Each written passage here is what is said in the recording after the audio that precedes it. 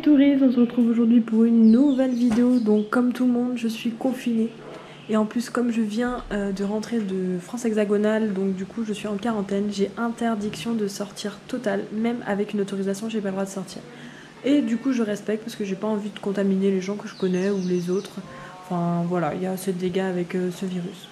Donc du coup je vais décider de faire avec vous une petite vidéo où je vais vous donner quelques idées pour quoi faire pendant votre confinement. Et puis si ça vous intéresse, c'est parti!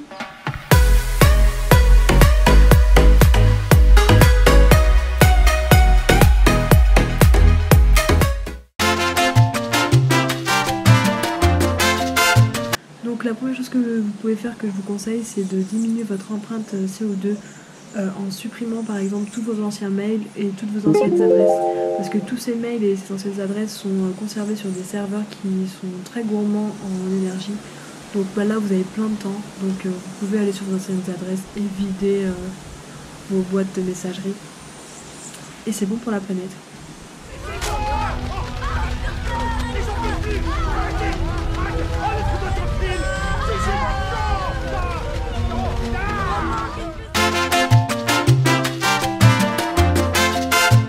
Vous pouvez aussi occuper votre temps à travailler votre mémoire en jouant à des memory games, comme par exemple Foufoun. Moi c'est celui-là que j'ai. Mais il y en a des milliards sur internet, vous en avez sûrement déjà joué, des jeux où on doit trouver les deux figures pareilles. Donc si vous en avez pas chez vous, vous pouvez les fabriquer vous-même en dessinant, vous pouvez trouver sur internet. Donc n'oubliez pas de travailler votre mémoire parce qu'il y aura un après confinement.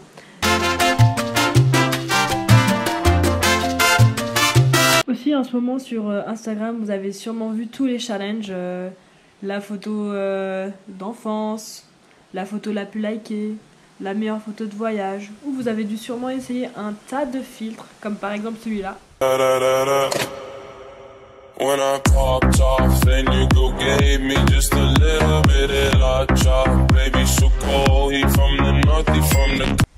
Ça serait pas plus intéressant de faire un tri dans toutes vos photos et profiter de ce temps libre pour en faire un album photo ou un livre photo. Il y a plein de sites sur internet qui permettent de faire des livres photos, sinon vous pouvez juste imprimer vos photos et faire vos albums. Donc ça pourrait vous occuper un petit moment et vous en faire des souvenirs pour toujours.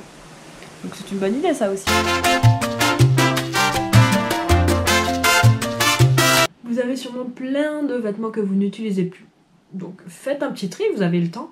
Choisissez une pièce qui vous intéresse, que vous n'utilisez pas, et transformez-la. Par exemple, si vous avez un jean trop grand, trop petit, coupez, faites-en une jupe.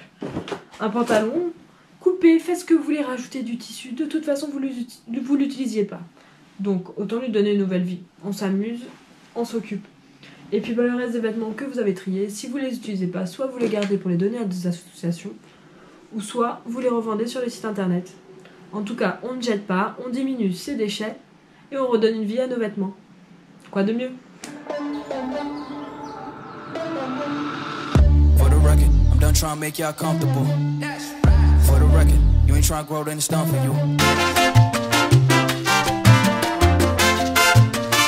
Sinon, tu peux aussi t'instruire en lisant des livres, en binge-watchant des séries pour apprendre une nouvelle langue, ou tu peux aussi faire des formations en ligne. Il y en a plein sur internet et plein qui sont gratuites. Donc par exemple les MOOC, je te mettrai le lien en description. Moi en ce moment je suis en train de lire le livre de Michelle Obama, parce que ça fait longtemps que je voulais le lire et finalement je l'ai acheté. J'ai aussi le livre de Papy à lire qui est très épais, parce que Papy il a écrit un livre sur sa vie et du coup j'ai ça à lire, donc je vais m'asseoir comme ça. Si je peux vous conseiller une série à binge-watcher, moi actuellement je regarde Friends, bon comme un peu tout le monde, mais la vraie série qui permet d'apprendre l'anglais c'est Grey's Anatomy, donc si vous voulez recommencer une série, recommencez Grey's Anatomy en anglais et tout ira bien.